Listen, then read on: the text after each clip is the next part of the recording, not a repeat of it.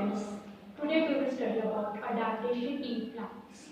Students, plants are found everywhere on the earth, on land, on water, on oceans, rivers, deserts and mountains. These places are different from each other. Some of these places receive more rainfall, while some places are very dry.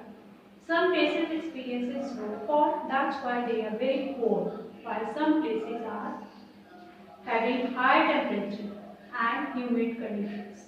The soil also differs from place to place. It can be sandy, clay or loam. Different types of soils can hold different amount of water and nutrients. Hence, plants develop special features to live successfully in their unique surroundings. This helps them to survive and grow. All these factors affect the growth of the plant. And adaptation is a change in the body or behavior of an organism that helps it to survive. So what is an adaptation? Adaptation is a special feature that allows an organism to live in a particular area. For example, a cactus that has adapted to live in deserts cannot grow in marshy land. Similarly, pine tree. Pine tree will not grow in desert. All living things, animals and plants adapt to their surroundings to survive. The natural home of a plant or an animal is called its habitat. Adaptations in plants are classified into two major groups. Plants can be placed under two major groups according to their habitat: terrestrial plants and aquatic plants. Terrestrial plants, plants that grow on land, are called terrestrial plants. Aquatic plants, plants that grow in water, are called aquatic plants. Terrestrial plants are found in different types of terrestrial habitats, such as deserts, marshy places, plains, forests, grasslands and coastal regions. First of all, we will study about adaptation in deserts. Deserts are areas of land that receive little or no rainfall.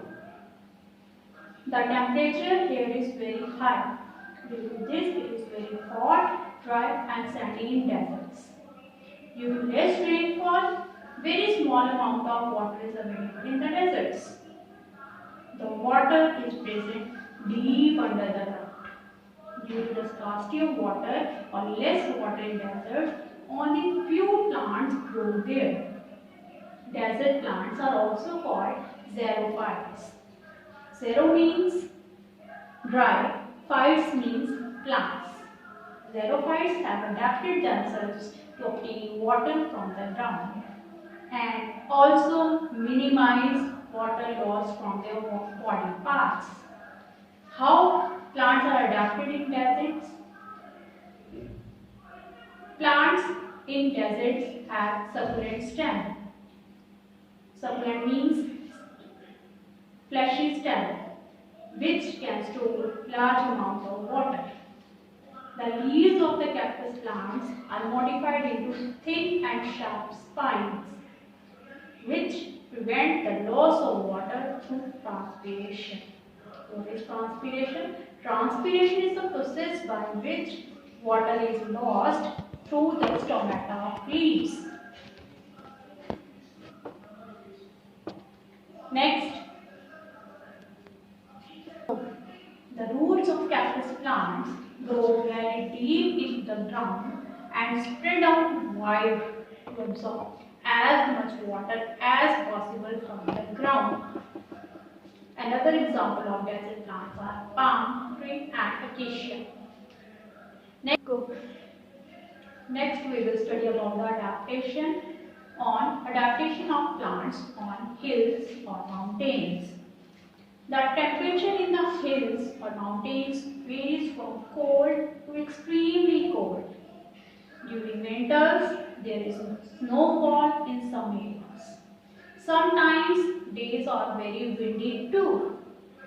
Trees that grow on the hills have adapted themselves to survive the cold and windy conditions. Pine, spruce, fir and cedar are examples of trees found in hill areas. Trees found on the hills have a conical shape. That's why some of the houses that are present in the hills have sloping roofs. A pine tree that is found on the hills show some adaptations like pine trees have conical shape.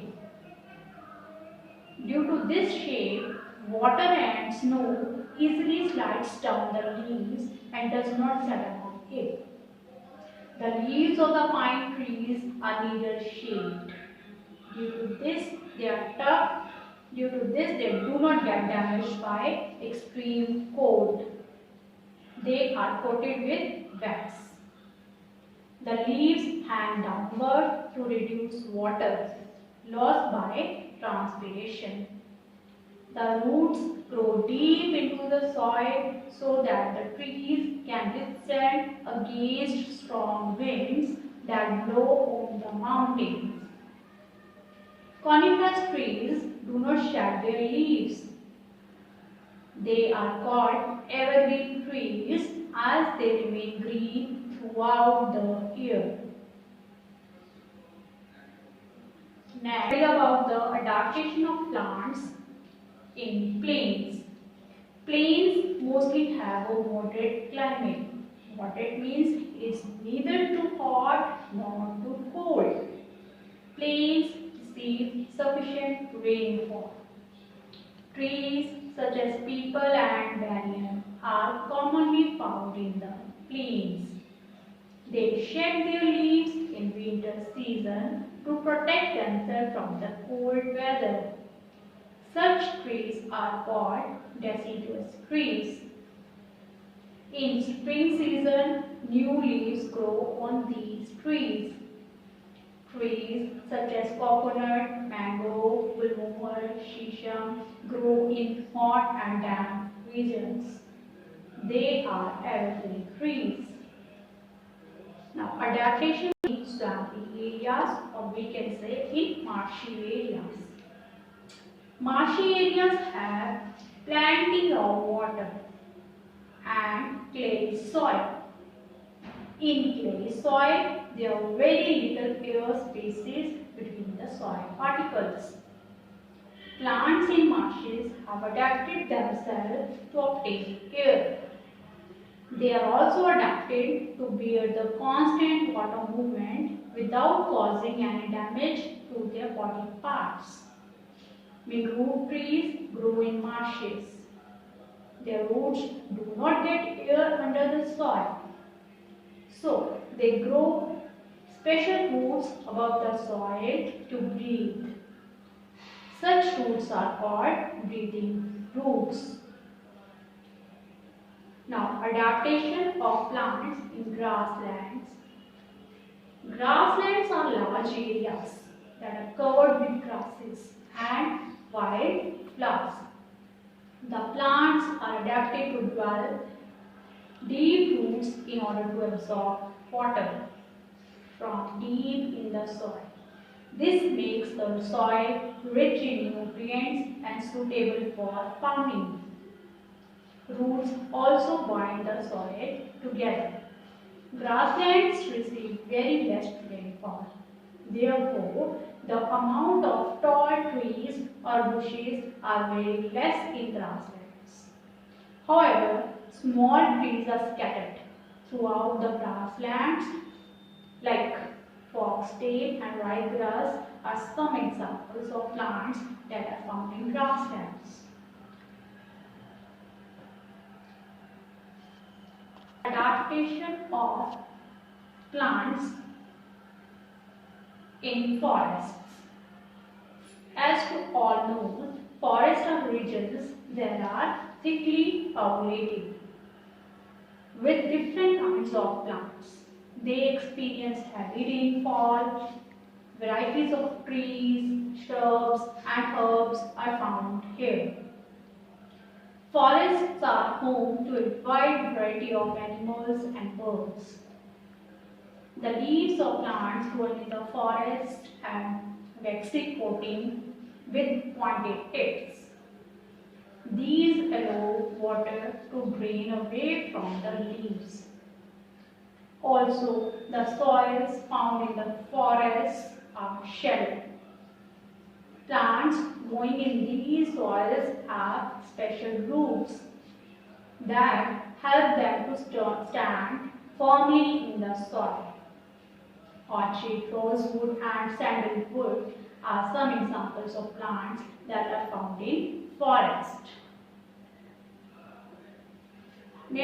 Now there are some regions that receive heavy rainfalls and the water can be salty here. Coconut, rubber, pepper are some plants that grow in these regions. Coastal trees do not shed their leaves in winter season. Now, another type of plants are aquatic plants. I have already told you, aquatic plants are plants that grow in water. These plants are also called hydrophytes. Hydro means water, phytes means plants. There are three types of aquatic plants: floating plants, fixed plants, underwater plants. Floating plants. These plants float freely in water.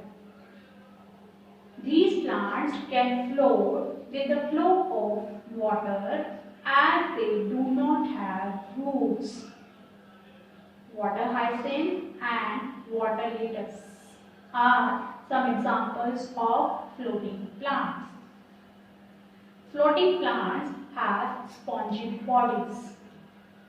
That means that are filled with air. This makes them light and helps them to float on water. Duckweed is another example of a floating plant. Their floating leaves have chlorophyll only on the top of the surface. That is helpful for them to prepare their food. Fixed plants. These plants are called fixed plants because their roots are fixed to the mud at the bottom of the ponds. They have adapted so they can float, get enough air and sunlight to make food, and prevent damage by flowing water. Lotus and water lily are some examples of fixed aquatic plants.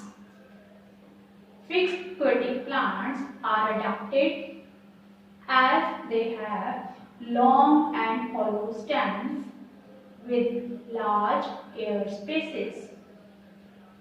This helps the plants to stay afloat. Their soft and flexible stems bend with the flow of water. This prevents them from getting damaged by strong water currents. Their flat and broad leaves help these plants to get sufficient air and sunlight. The waxy coating on their leaves prevents them from rotting.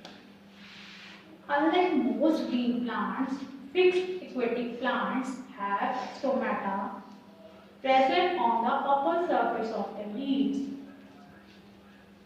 This feature of these plants helps them to take carbon dioxide from the water.